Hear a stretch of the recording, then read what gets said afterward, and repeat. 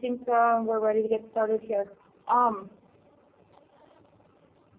What I think we're first going to do is go over how to set up a payment plan, and then we'll go through in assigning the payment plan to a student and take a look at the student's account and how everything looks on there after the payment plan gets assigned, and then once the payment is made also. I'm going to follow through. I don't know if all of you have the payment plan instructions that are out on the website, but I'm going to follow through some of that to go through what each of the fields mean, and I'm going to use that as kind of a guide. Well, to go into the payment plans, we go to Student Financials, Payment Plan, and then to create one, we'll go to Create. And we'll have to set this up by adding the new value. And I'm going to use NDSU today in showing this. Next, we'll automatically populate in the contract number, so we just leave that there.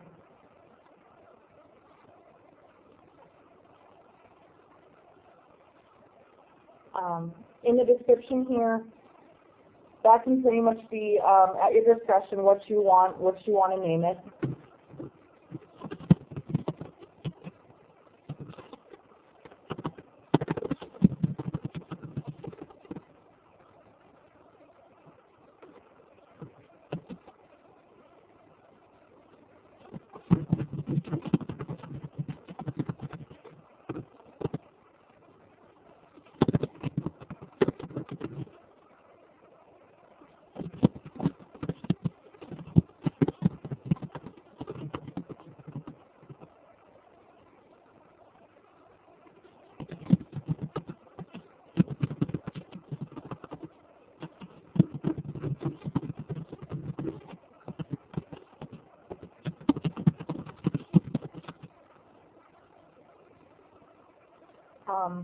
In the next field here, the payment plan type, this should always be set to credit original account.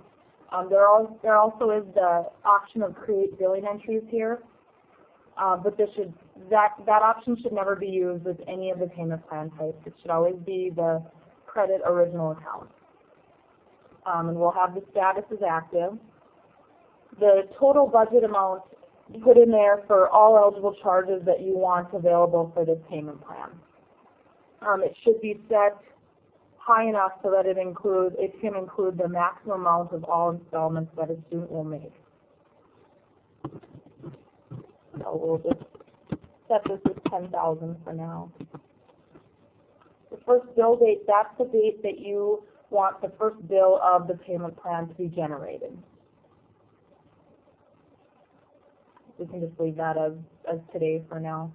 The payment due days, that's the number of days after the bill date that the payment will be due. The number of payments is the number of installments that a student will have to make to pay off the plan.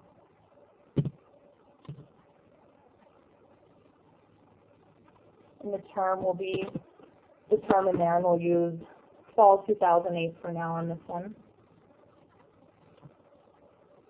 The last date, this is the last date that charges can be added or adjusted to this particular plan. So this would be the last date that charges could be added or could be added or picked up for the fall 2008, this fall 2008 payment plan. Just because we're towards the end of the year, I'm going to put a little bit of a later date in here.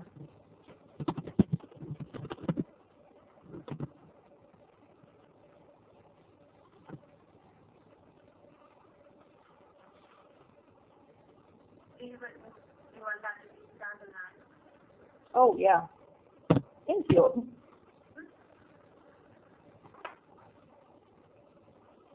Whether you can see there's there's a few different options here. We'll just set it at weekly for now.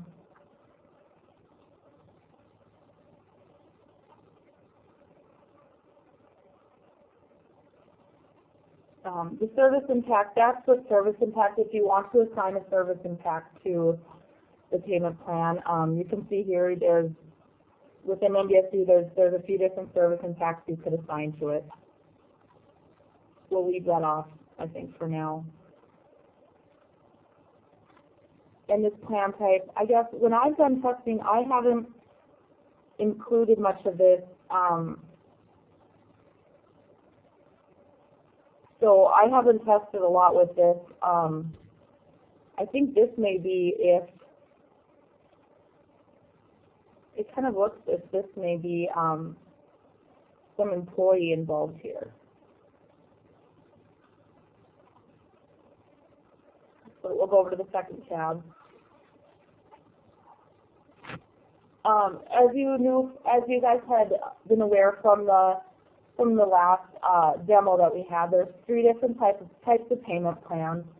We're just going to be showing the lump sum today because we need to do some more testing with the other 2.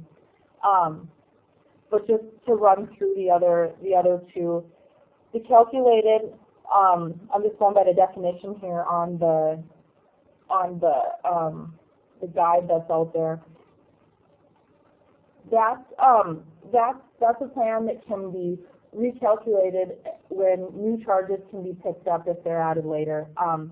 You can also set this on the bottom here. You can see it can be calculated real time so that when a new charge is added, it's automatically picked up. Choose which charges to include in the student's payment plan at the time the student's added to the plan. And then the one that we're going to be looking at today is the lump sum. That's the most basic type of payment plan. And as it says here, it's useful for students that do not expect there to be any charges, any changes in their account. And they know how much that they need to finance. So you can see when we pick the lump sum, a lot of this area down here is grayed out, because the only thing we're going to put in here is the lump sum amount that we want their payment plan to consist of.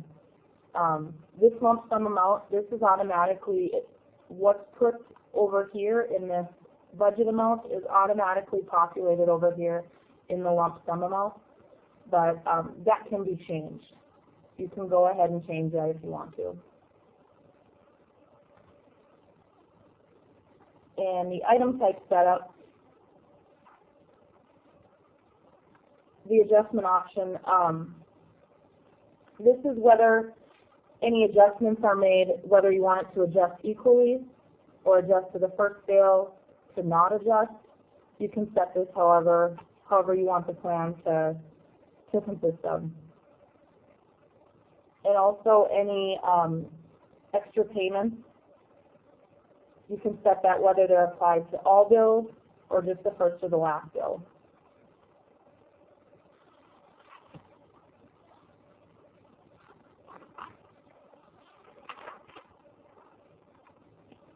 Can I ask a question? Yep. Does that mean that any student who enrolls in this plan would have a $10,000 plan? But what will be defaulted in there, when you go assign this to a student, you can change that lump sum amount. I'm guessing if they only had $2,000 on their account that they wanted in this payment plan, then you would just put you'd put the $2,000 in there when you're assigning it to them. But if we, okay, so we're not looking at using this as the self-service, you know, the student enrolls themselves in it? Oh, right. If the student enrolls themselves in it, we can go over a little bit of that when we get to the self-service options here. You can make different changes here, whether you want to limit them to just the eligible charges that they have, or whether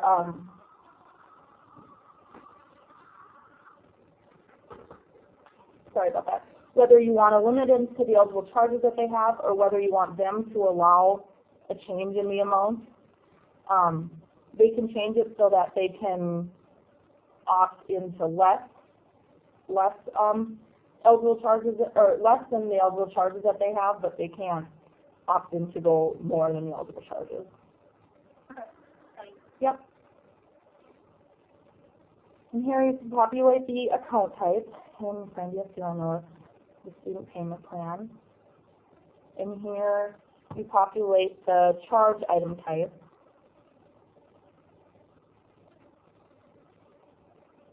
And then also the payment item type.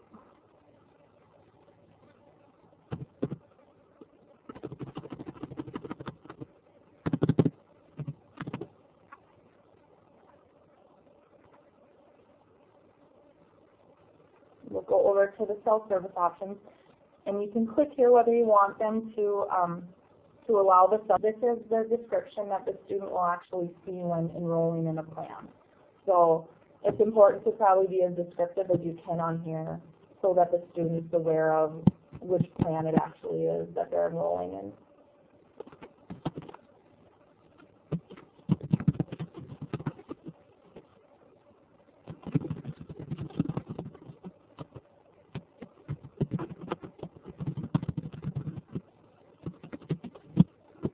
We'll put a $30 setup fee.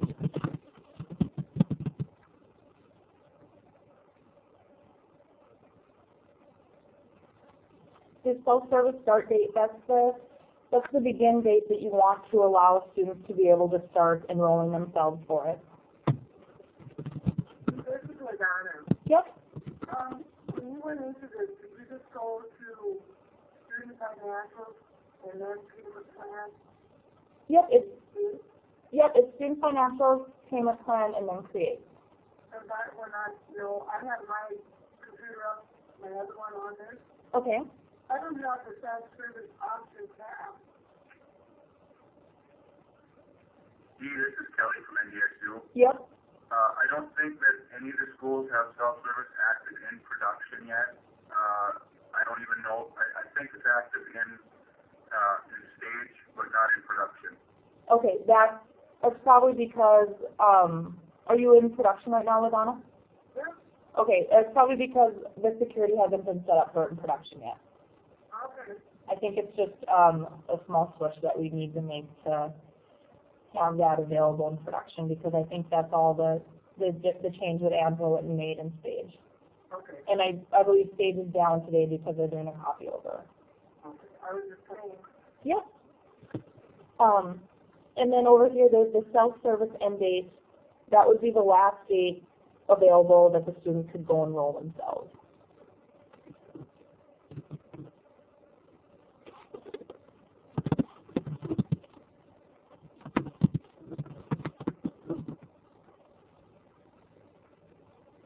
Once again, this probably wouldn't be the case for a fall 2008 payment plan, but I'm just putting it out there just because we're towards the end of the year. Then you can put in a minimum amount that you want them to be able to enroll in the plan. You can set this here to limit the amount that they're able to enroll in a payment plan to the eligible charges. You can also set this here to allow a student to change in the amount. Like I said before, they can't go over the available. If you have it limited to the amount to eligible charges, they can't go over what they have for eligible charges, but they can put in a lesser amount if they'd like to put in the payment plan. And you can also allow the students to change the number of installments. This, once again, I'm not sure if they can go more than the set installments. I don't know if I tested that yet, but I know they can put in lesser than the installments. Do you know, Kelly? No, I guess I haven't looked at the self-service very much. Okay. Okay. I don't think they can go more installments than they would like, but they can set it up for lesser installments. And the last tab here is where we set up the payment plan fee.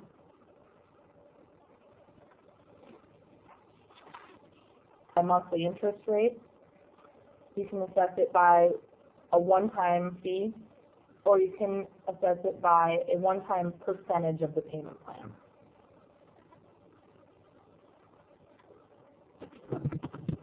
I'll set it at 30. The assessment fee split, this is where you want the assessment fee to be assigned, whether you want it to be added to the first payment, to the last payment, or the total amount can be split over all of the payments. We'll just add it to the first payment here. And this is the item type for the enrollment fee.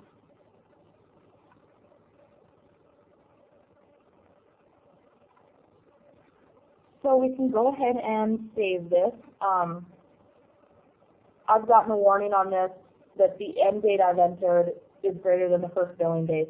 I guess they're just warning that they can enroll in a payment plan after the first date is billed.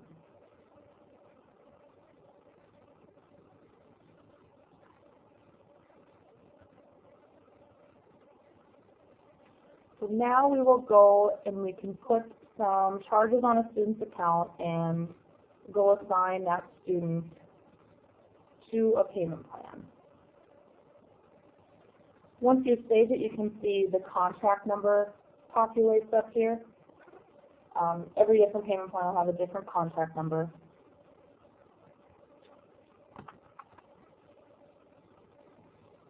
So I have a student here. I'm just going to go put some charges on the account.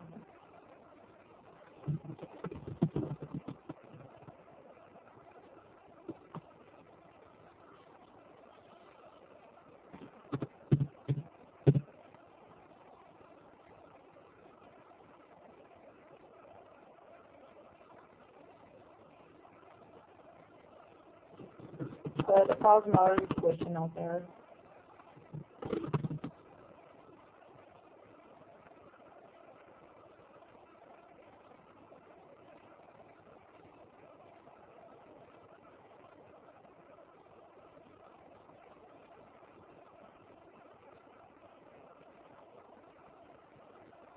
Then we'll put some housing charges out there also.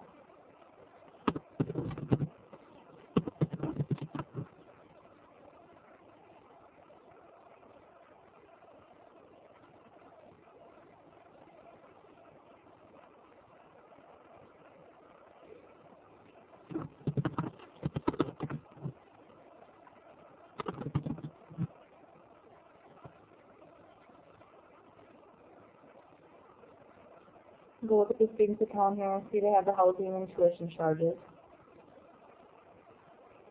And then we can go back to the payment plan, and now we will go to assign. And here we'll have to add a new value. So we put the institution in, and then the envelope. And then you can pick which contract number. And here you can see these are the different contract numbers that are set up in test right now. This is another one I've been testing with that I set up. But the one that I just set up was the 717, so we'll pick that one and just add it. And here, like on the other screen, with the lump sum plan, all of this is grayed out here. And here's the lump sum amount. Here's the amount that assign them into that amount.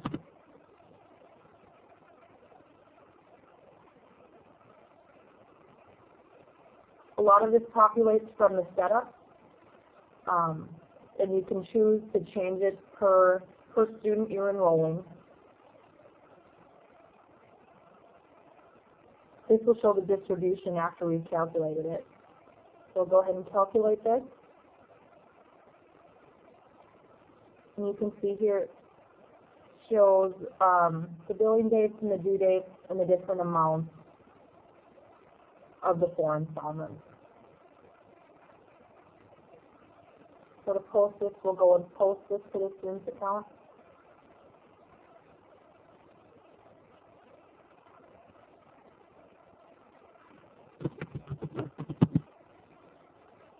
And here you can see that the housing charges are zeroed out, the tuition charges are zeroed out, and they've been lumped into the pay plan account.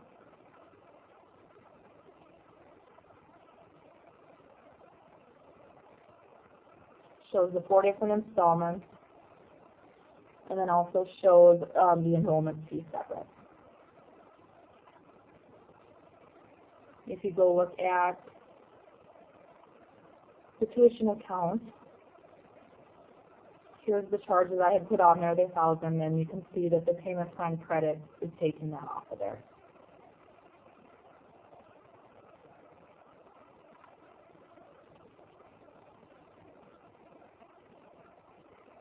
Now we can go and make a payment on this student's account.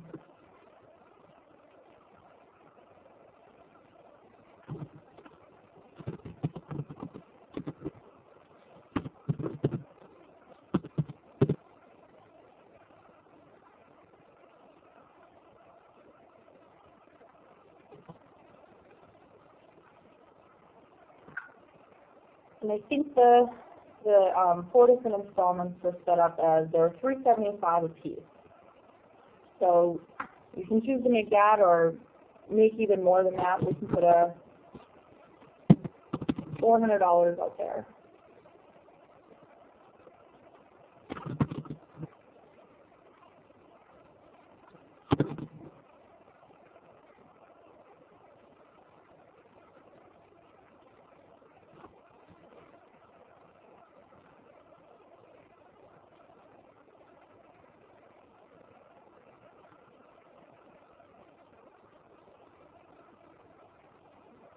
You know, I can see the payment on there, and the one payment has been taken off, and the excess amount was taken off the next payment due. Yep. So when you post the payment to charity, you post it directly to the student's account, not to the payment plan? Like on a third party, you post it to the clerk account?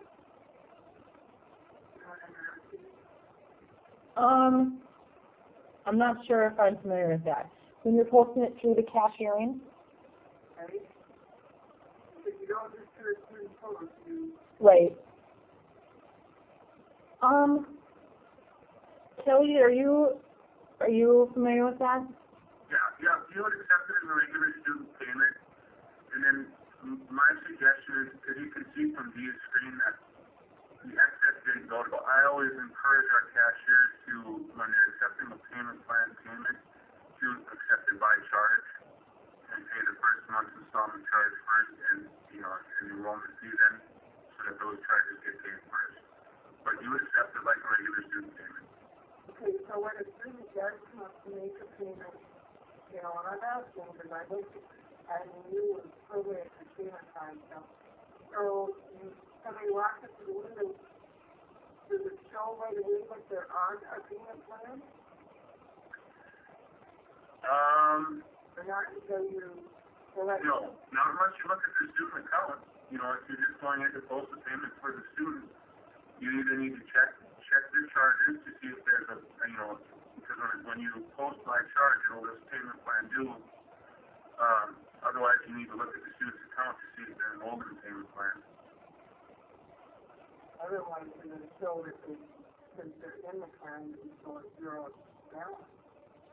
No, they'll still have a balance on their account. Okay. They will, yeah.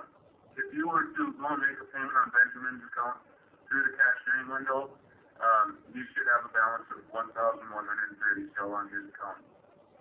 Okay. So, Joanne, they can still make their payments on TechNet, right? Yep, that's correct. And so if they do that, they won't choose that they're paying the enrollment fee or whatever, so will that create a problem? Well, Do you mind? oh, sorry, what was that? But I was just going to say, yes, it does create a problem, because when they're making a payment, they can't select their charges. What we've done is we've set up an advance payment deposit in TouchNet, kind of similar to an advance payment on rent, which if they have other charges out there.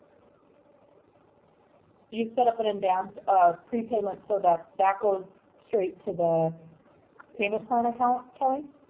Right, yeah, those those advance payments are, it's kind of like advance payments for rent that we use where once they make that deposit payment, you will use that deposit to pay that type of charge first, or only actually. Yep, just only that one. Otherwise, it would, a TouchNet payment would act like just any other TouchNet payment. It would go by the charge priority that's set up.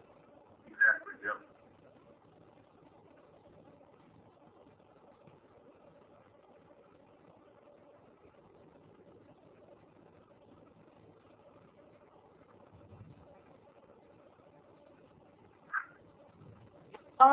I was going to go through and show the self-enrollment, but Stage is down today, and so I don't have access in test to go through as a student to show the self-enrollment, but the self-enrollment will show all of the payment plans out there available. That's why it's important that the school name is put and a good description is put into the self-service description. I guess there was a couple other things that Kelly had mentioned that would need some discussion. I'm going to pull up your email here, Kelly. Do you think that you can also go over how the item type is set up and the account type is set up, so we can greater item type? Yes, I on this because I haven't gone through and set up item types for payment plans. I basically used what's been out there because I'm not familiar with that. I'll do my best, but most of our item types were set up prior to my starting at NDUS, so Okay. we might have to defer to maybe Karen or someone who set them up before. Okay. But I'm sure she'll be happy to help. Okay.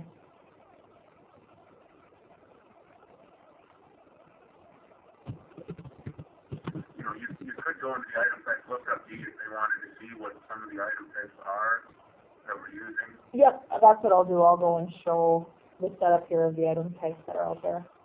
Very good. You know, the applicants have a good screenshot and emailed out to them. Yeah, I mean, if that's, I think that should be fine. You mean how their payment plan item types are set up? Yeah, just because we know that when you set up item types, it's tax rating. Right. Have it in like a Word document.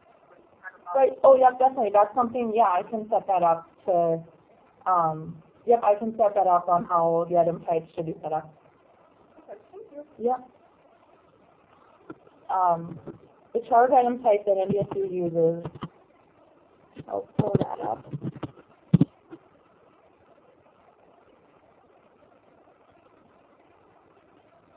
Okay, that's just the monthly payment plan due, that's how they're describing it.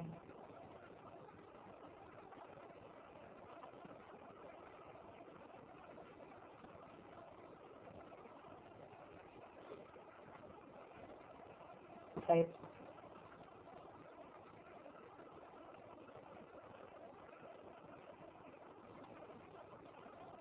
And then the GL interface.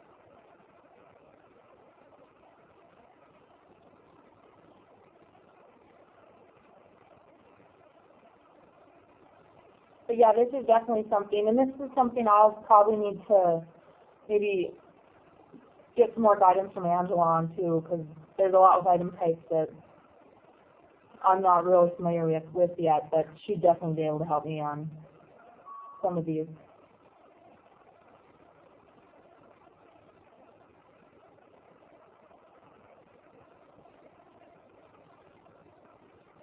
We can go look at the payment item type.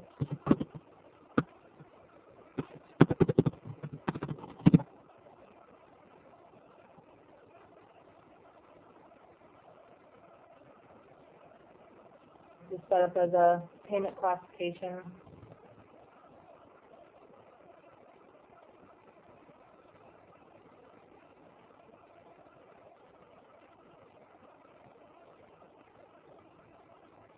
And here it's set up to apply to these different account types.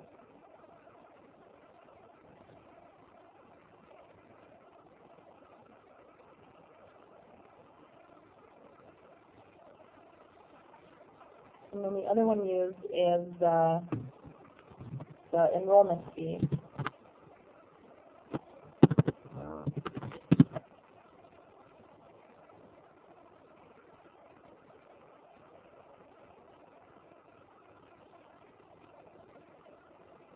I guess not the the item types. Is this the account type here? Is this something that can be set up per school?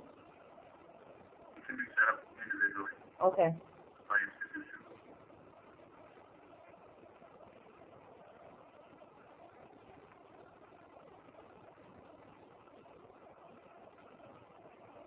Okay, but yeah, I can put some documentation together on the item type setup and get that out.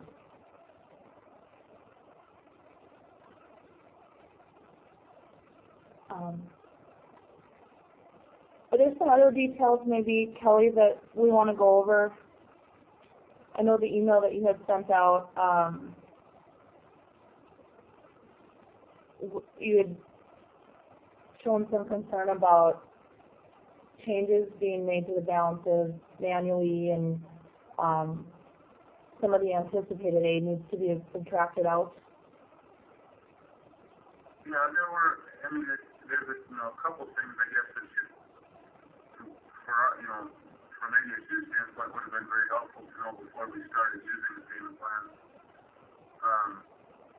And I guess I wouldn't mind if nobody objects. I'll share some of the points with you, and then I certainly can send out that information to you as well. Well, that'd be great. I'm sorry, I'm not working at my computer in the office, so I might be a little slow switching between screens, but one thing in the setup that I wanted to point out, or a couple things, I guess, referring to the payment plan setup on the first page, when Dee mentioned the last date, she mentioned that would be the last date for adjustment, and that is correct. It's actually the last date to make any changes to the plan, including inactivating or canceling it. So if you have a student that just isn't, and this is a recommendation from, I think, Bismarck, but, we've set the dates out there quite a bit, a few years or more, just so we have plenty of time to make adjustments if we need to. And you're talking about this last date right here, Kelly, right? Yeah, okay. That one right there. Okay.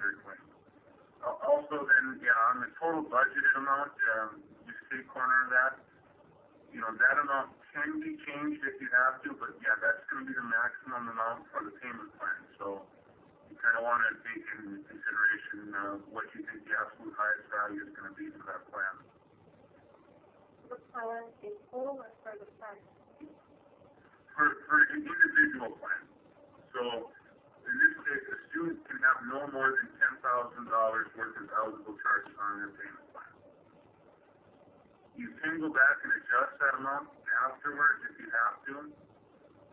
You can change it and resave it, but just so you know that that's the maximum that you're setting for that payment plan.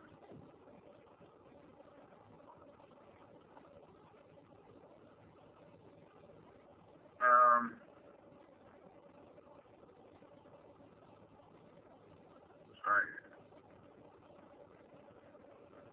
Some of the other things that I guess, you mentioned item types. If you're going to be posting a late fee, or we use a cancellation fee in some cases for certain payment plans. So there's, we've set up item types for those fees. A big thing to consider is your enrollment dates when you're setting those up. We ran into some issues this semester because we set up the enrollment dates and then we had billed for, I guess, for the 5.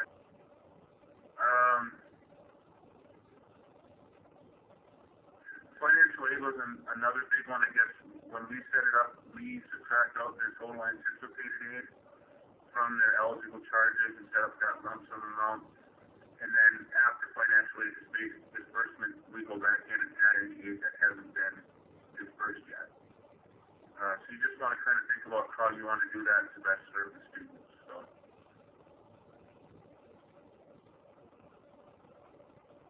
I think that's, about everything that I have that I would see as being major issues. Again, I can send out, a list of things and questions that I have that you might want to consider when you're setting up your payment plan. So. Thank you, Kelly. Another thing about the self-enrollment, I've gone through that quite a bit and looked at enrolling, and it seems to work pretty well. I can send out some screenshots of that too, just to show what it looks like and to show what the student actually sees. But I believe that's on in Sage, so feel free to go through and test that and submit ample IDs to security to get the student access in Sage. Is there any other questions anyone is wondering about?